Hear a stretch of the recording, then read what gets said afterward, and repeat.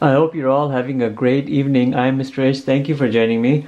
Very recently I presented a video similar to this, a special form of trigonometric integral, but that was part 1. In that we looked at a integral which had a form of sine A cosine B dx, where we ended up using the product to sum formula, and you know that looks something like 1 over 2 integral.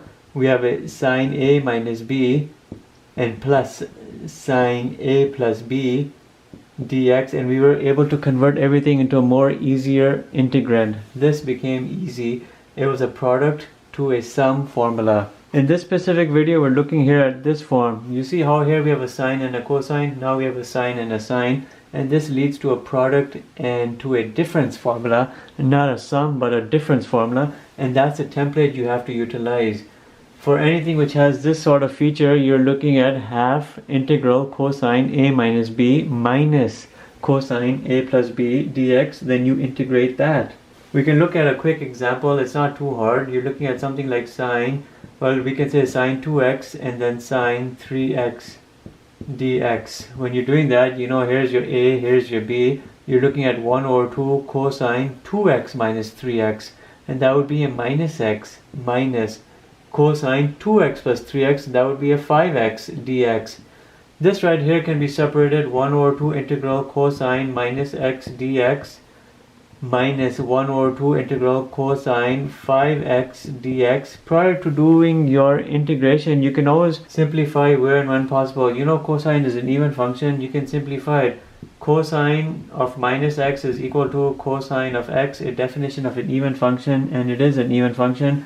So you can convert this into 1 over 2 integral cosine x dx. There's nothing wrong with you doing that. Here you'd be doing polynomial substitution. U is equal to 5x, and then you'd carry it on from there. You'd end up having 1 over 2 times 1 over 5, and then you'd have an integral over here of cosine u du. When you take all of this to completion, cosine x over 2 would become a sine x over 2.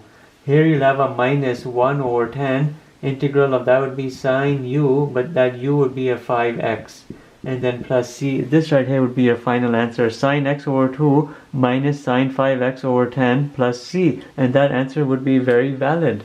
You gotta remember, sometimes you have to use properties or special simplification procedures prior to taking things to completion. Let's try this question. We have sine 4x sine x dx. It has this form. We have to integrate this, and we should use this product to difference formula. You do 1 over 2, bring in the cosine.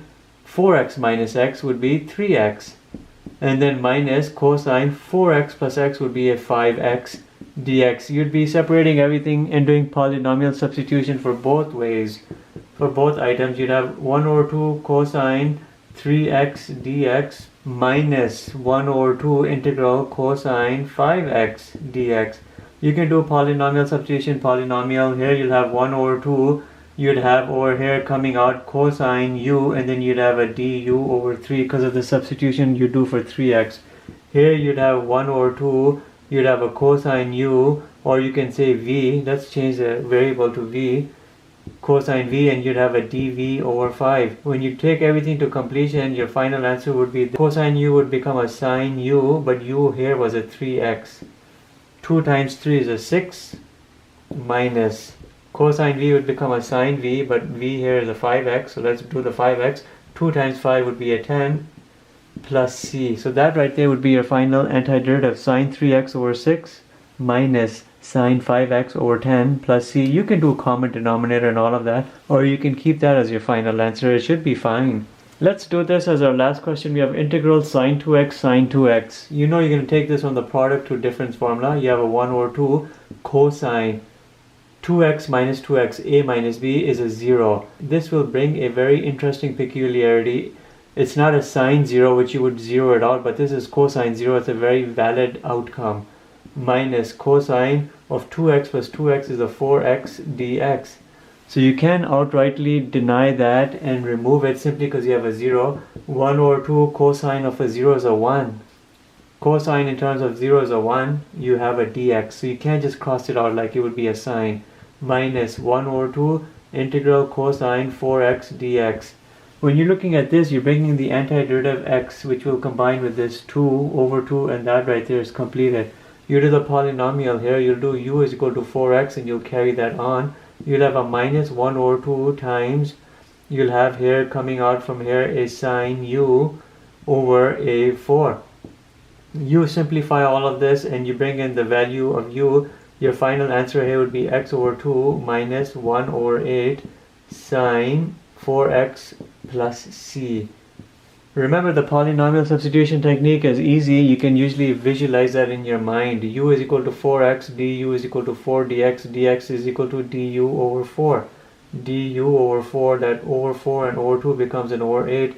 Cosine u is antiderivative as the sine u, the minus stays as is. X over 2 minus 1 over 8 sine 4x plus c is your final answer, the antiderivative, and it should be right. And with that, we end this video. Just remember this special form, sine A, sine B, it has a difference formula, product to a difference formula with cosines involved. And that's about the gist of this video. Thank you for watching. Have a great night.